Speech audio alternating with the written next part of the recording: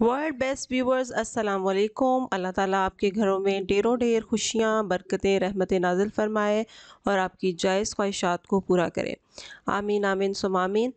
Viewers, आज मैं आपके साथ शेयर कर रही हूँ शामी कबाब की रेसिपी, लेकिन ये सिर्फ चिकन और दाल नहीं बल्कि इसके अंदर आलू भी शामिल किए गए हैं। बिस्मिल्लाहिर्रहमानिर्रहीम। सबसे पहले रेसिपी स्टार्ट करते हैं। मैंने लिया है चिकन 1 किलो और बोनलेस ज़्यादा मैंने लिया है, और इसके अंदर शामिल करने जा रही हूँ हरी मिर्चें। मैंने हरी मिर्चें 8-9 ली हैं, आप अपने टेस्ट के मुताबिक ले लें। 1 टेबल स्पून नमक, 1 टेबल स्पून कुटी हुई लाल मिर्चें, 1 टेबल स्पून ज़ीरा सूखा धनिया, और ये मेरे पास है दालचीनी का पाउडर और लौंग। 1 टेबल स्पून काली मिर्चें और 1 टेबल स्पून ही मैंने लिया है गरम मसाला, घर का पिसा हुआ गरम मसाला लिया है मैंने। ज़ीरा लिया है 1 टेबल स्पून।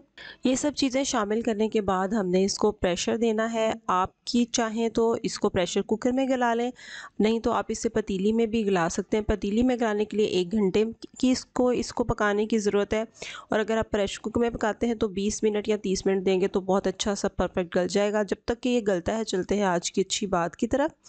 नबी करीम सल्लल्लाहु अलैहि वसल्लम से पूछा गया कि जन्नत कितनी दूर है, तो आप सल्लल्लाहु ने जवाब दिया, जन्नत 2 कदम पर है। पहला कदम नफ्स पे रख दो, दूसरा कदम जन्नत में होगा। अल्लाह ताला हमें हमारे नफ्स पे काबू करने की तौफीक अता फरमाए।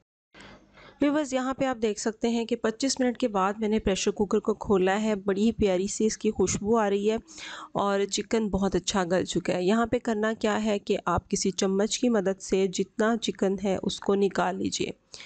अगर आपके पास बोन्स के साथ चिकन है तो कोई इशू नहीं है, आप उससे भी कबाब बना सकते हैं। मुझे अच्छा लगता है, ये इजी लगता है मुझे कि ब्रेस्ट पीसेस के जो मैं है वो कबाब बनाती हूँ, तो बड़ा अच्छा रह जाता है। अगर आपको बोन्स के साथ बनाने हो तो आप वैसे भी बना सकते हैं, कोई हार्ड एंड फास्ट रूल नहीं है। अब ये सारा चिकन निकाल लेने के बाद जो पानी मेरे पास बच जाएगा, जिसे आप अभी देख रहे हैं, वो वेस्ट नहीं करेंगे। इसके अंदर 1.5 पाव मैंने डाली है दाल और 1 पाव डाले हैं आलू। दाल की और आलूओं की क्वांटिटी को अगर आप यही रखेंगे तो कबाब का रिज़ल्ट आपको बहुत अच्छा मिलेगा। 2 टेबलस्पून भर के मैंने लहसुन अदरक का पेस्ट इसमें शामिल कर दिया है, फ्रेश कूट के डाला है मैंने। फ्रेश जब आप यूज़ करते हैं तो उसका बड़ा ही अच्छा फ्लेवर आता है किसी भी चीज़ में आप डालते हैं तो। अब दोबारा से प्रेशर कुकर को बंद करना है। 25 मिनट ही मैं इसको फिर से दूंगी, और ताकि दाल जो है वो अच्छी सी गल जाए। फिर उसको बाद में जब हमने मैश करना होता है तो बड़ी इजीली मैश हो जाती है। और जब भी प्रेशर कुकर चलाया करें तो ख़याल रखा करें कि बच्चे वगैरह पास ना रहें। और यहाँ पे जो चिकन हमने गला लिया था उसको मैं चॉपर में अच्छे से चॉप कर रही हूँ। और काम के दौरान दुरूद शरीफ पढ़ते रहा करें, इससे खाने में बरकत और खाने वालों में प्यार पैदा होता है। यहाँ आप देख सकते हैं चिकन गल चुका है मेरा, और दूसरी साइड पे मैं आपको दिखा रही हूँ कि प्रेशर कुकर खोल चुकी हूँ। इसके अंदर जो दाल थी वो गल गई है, और जो पानी था बिल्कुल ड्राई हो चुका है। आलू भी बेहतरीन गल चुके हैं। अब क्या करना है कि दाल को मैं चॉपर में डाल के पीस लूँगी, और आलूओं को या तो आप चॉपर में डाल के ही पीस लें या फिर अलग से इसको मैश कर लीजिए। मैं आलू मैश कर चुकी हूँ। अब इसके अंदर जो दाल मैंने चॉप कर ली है वो भी आ गई है। अब इसमें हमने क्या शामिल करना है, 1-2 चीज़ें और हैं जो इस स्टेज पे शामिल करेंगे तो कबाब का फ्लेवर और भी इन्हेंस हो जाएगा। उसके लिए क्या करना है कि मैंने अदरक और हरी मिर्चों को अच्छे से पीस लिया है, लेकिन उससे पहले इसके अंदर शामिल करते हैं अंडे। 3 अंडे लिए हैं मैंने। आप 3 अंडे, कम से कम 3 अंडे तो ज़रूर डालिएगा, और अगर 4 या 5 डालेंगे तो और अच्छा इसका रिज़ल्ट होगा। अच्छा जी, 4 से 5 हरी मिर्चें और अदरक का 1 से 1.5 इंच का टुकड़ा मैंने पीस लिया है। यहाँ पे जब आप कच्चा अदरक और वो मिर्चा डालेंगे तो बहुत ही ज़बरदस्त फ्लेवर आता है। और हरा धनिया जितना आप डाल सकते हैं आप डाल लें। इसका एज सच कुछ ख़ास फ्लेवर तो नहीं, लेकिन ये बहुत अच्छा लगता है, इसमें इसका कलर और फ्रेश फ्रेश सा होता है। इन सब चीज़ों को डाल लेने के बाद आपने मिक्स करना है।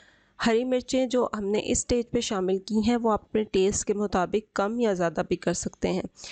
अगर आपको ज़्यादा तीखा पसंद है तो ज़्यादा डाल लीजिए।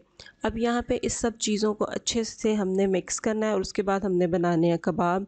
और मैं फिर से कहूँगी कि आप जब भी काम करें इस तरह का किचन में, तो ख़याल रखा करें कि आप कुछ ना कुछ ज़रूर पढ़ते रहें। इससे आपकी नेकियों का जो पलड़ा है वो भारी होता रहता है और आप बहुत से गुनाहों से भी बचे रहते हैं।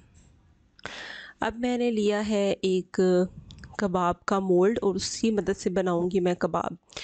आप चाहें तो इस मोल्ड की मदद से बना लीजिए, अदरवाइज़ आप हाथ की मदद से भी बना सकते हैं। सर्कल बनाएं और उसको प्रेस करके कबाब बना लीजिए। मोल्ड से ये होता है कि एक ही साइज़ के बन जाते हैं और वो देखने में ज़रा प्रेजेंटेबल और अच्छे लगते हैं।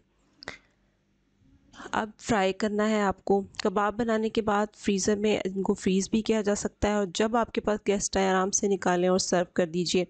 अब यहाँ पे आप देखिए मैं फ्राई कर रही हूँ और मैंने बहुत थोड़ा सा ऑयल लिया है और जब ये फ्राई हो जाएंगे तो आप देखिएगा कि ऑयल बिल्कुल नहीं रहेगा, बहुत कम ऑयल में कबाब फ्राई करेंगे।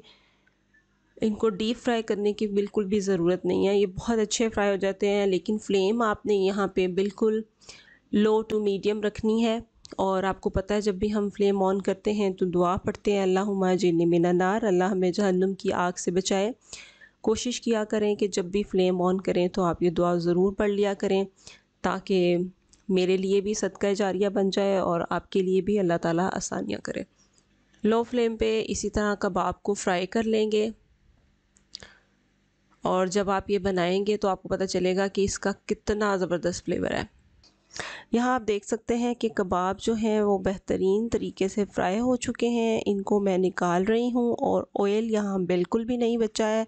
आपने इसी तरीके से कबाब को फ्राई करना है, बहुत ज़्यादा ऑयल मत डालिएगा। ये तो हमारी सेहत के लिए भी अच्छा नहीं है और दूसरा ये है कि हमारी जेब के लिए भी अच्छा नहीं है।